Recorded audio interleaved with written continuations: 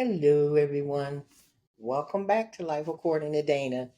Took a couple of weeks off to get some other things moving in the ministry, and just thanks for hanging in with me. Um, just been a great time of fulfilling other ministry obligations, and it's been cool. We got a lot accomplished, and I'm just proud of everybody in Dana Brown Ministries, and I'm just grateful for the opportunity to be able to serve. That being said, again, welcome back to Life According to Dana. I was kind of excited to get back to my podcasting grind and just wanted to just briefly, as always, encourage you guys and talk to you about a couple of things. Just some things I've observed over the last few weeks have been just, people's motives for doing things, even in ministry. We should be doing things unto God and, trying to be a blessing to people.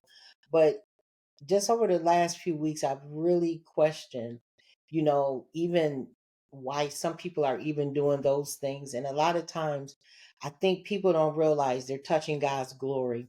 And he said he wouldn't share his glory with anyone. And a lot of times, I think we're doing it unconsciously or whatever, and some people don't even know what that means.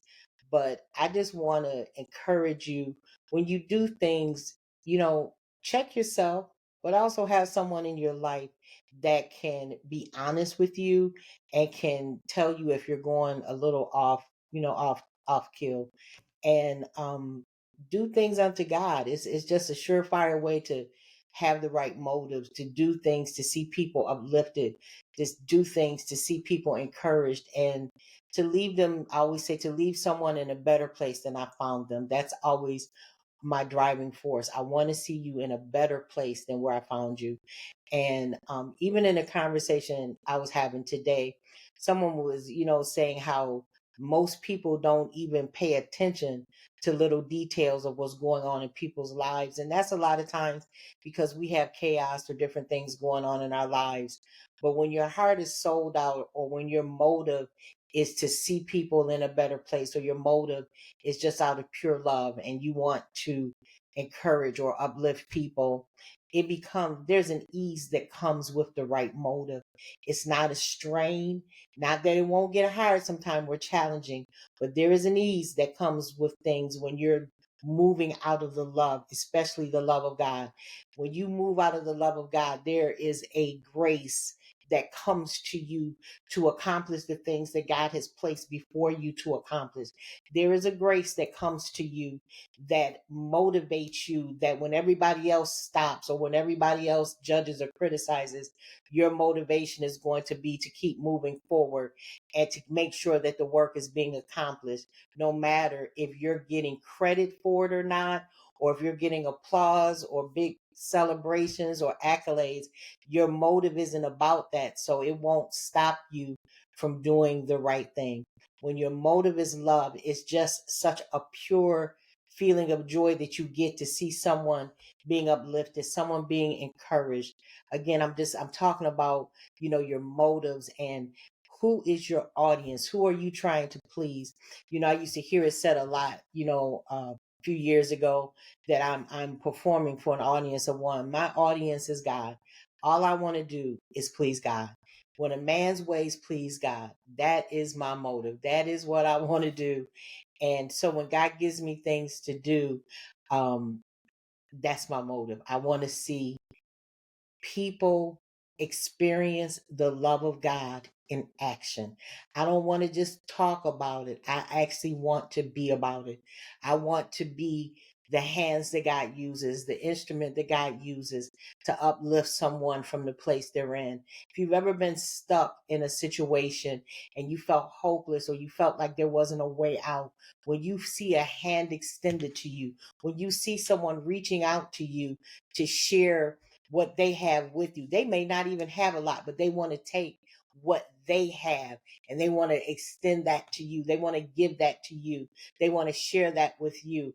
It does something to you, but it also does something to the person and for the person that is sharing those things. A lot of times it's easier just to ignore a situation. In transparency, I shared this with my Bible study group. last week or week before last, I'm not sure, but I was saying how I got so discouraged in ministry because I took my focus off of God. I took my eyes off of the right motive, and I started looking at these larger ministries, these larger churches that they have all the people coming, and and people are showing up for their events and everything. And I found myself comparing myself to them, and I posed a question to God. I said, why am I having to do all this stuff and these people aren't doing anything, but they have all these resources and they have people coming, to their houses of worship. And here I am, a ministry, but I'm out here giving people turkeys and I'm doing this and I'm doing, oh, and I was just having a actual complaint meltdown moment with God. And all of a sudden, if you could have just heard crickets in the background, that's probably what you would have heard. And I heard divine silence for a moment. And then I heard God's response. And he told me, you exist because of what they won't do. And I'm going to tell y'all something. That was like a slap in the face, a pop in the back of the head, a reality check, and a whole lot of things all wrapped up into one. But I still felt embraced by the love of God, even in the correction. And since that day, when I feel myself going down that road, I hear that word coming back to me that I exist. My ministry exists because of the things these people are not doing in their churches or they're not extending. I started to look around and I really observed a lot of ministries don't even have outreach departments, they don't have evangelism departments. And because their focus is inward instead of outward. Well, somebody has to take up and fill that gap. So that's what I do. I fill that gap. And if you ever look, at my website, Dana Brown Ministries, it says that we're bridging the gap because that's what we do. And I'm using this as an example because I want you to be mindful of your motives. Why are you doing something? Are you trying to get your pastor's approval? Are you trying to get someone else's approval? Or are you trying to do what you know is correct according to the word of God?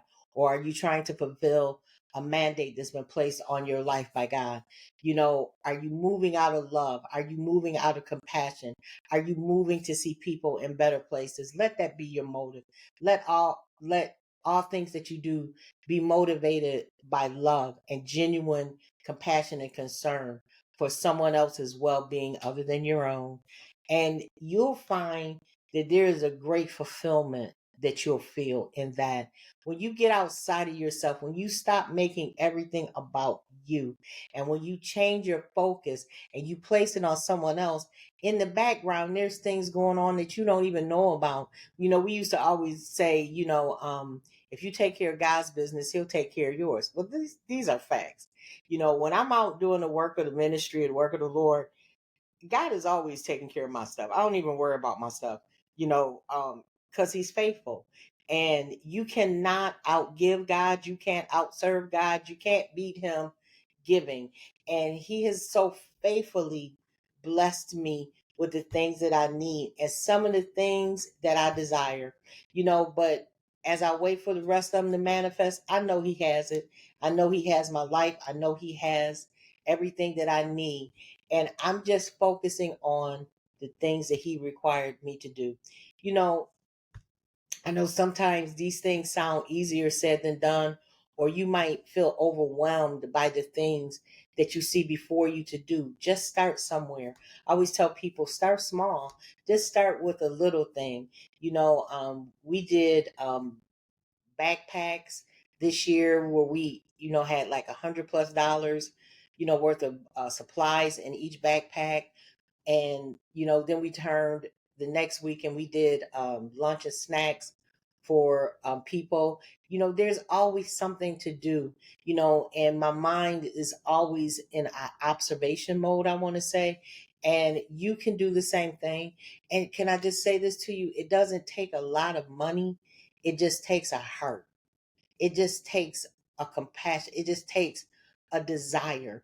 And when God places something in front of you, When he gives you an assignment, when he places that desire in your heart, he's going to bring the resources that you need.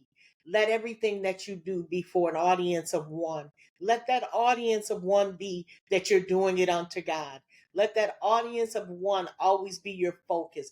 Let him be your center. Let him be your driving force.